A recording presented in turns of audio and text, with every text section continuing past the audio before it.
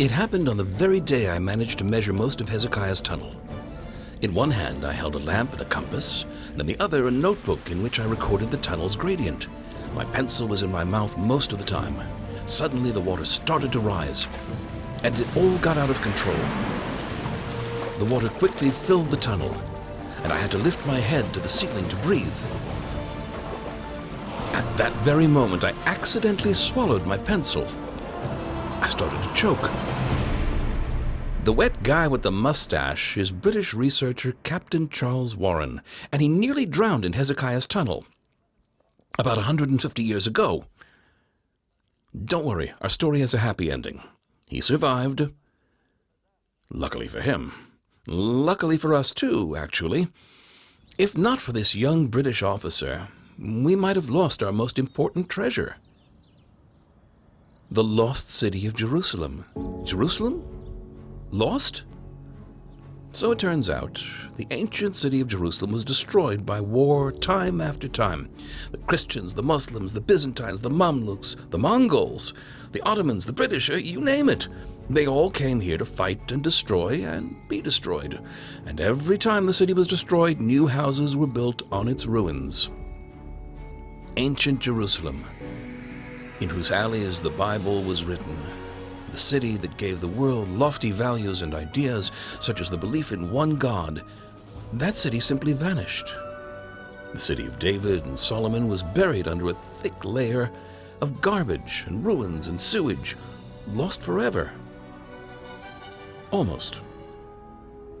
The change began in England when Queen Victoria founded the Palestine Exploration Fund, or the PEF, and sent Charles Warren to explore the site of the temple on the Temple Mount. Warren's journey to the Holy Land was fraught with difficulties. The Ottoman authorities forbade him to enter the Temple Mount grounds. In order to get around the restriction, Warren dug deep shafts around the mount. He was the first to discover the subterranean levels of the walls of the Temple Mount, and of the Western Wall as well. In one of these shafts, Warren discovered something fascinating. Right here, at the southeast corner of the Temple Mount, Warren found remnants of an ancient wall, the Ophel Wall, which led him to a small, fairly distant hill, south of the center of the old city and the Temple Mount. Warren realized immediately that this hill was the original city of David, and that deep in the ground lies the ancient heart of Jerusalem. The lost city. One of Warren's greatest discoveries was the city's ancient water system, a massive waterworks known to this day as Warren's Shaft. But despite Warren's discoveries, the world was hesitant in accepting that on this small abandoned hill lay King David's magnificent city.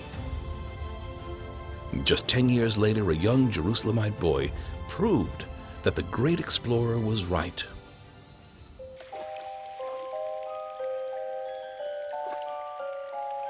Yaakov Eliyahu was a bold, adventurous lad.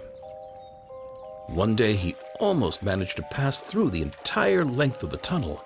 Almost. At the last second, just a few yards from the opening, he slips and falls into the water. Yaakov Eliyahu recovers quickly. He tries to grab hold of the tunnel walls. But then he feels something strange. They were letters in the ancient Hebrew script. The Shiloah, the Siloam inscription, was written millennia ago in the same language that we speak to this very day. And it tells of the great drama of quarrying the tunnel, a story that appears explicitly in the Bible. Now, there remained no doubt that this was the city of David. The eyes of the world turned to this little hill, and archaeological expeditions from France, England, and Germany set out to discover the secrets of biblical Jerusalem. The state of Israel continues the task of uncovering the city of David. And archaeologists and young volunteers discover thousands of ancient findings every year. New findings. Ancient findings. The lost city was found. After millennia, Jerusalem returns to us from deep in the earth, shakes off the dust, and tells us once again the Bible's stories, which are really our stories.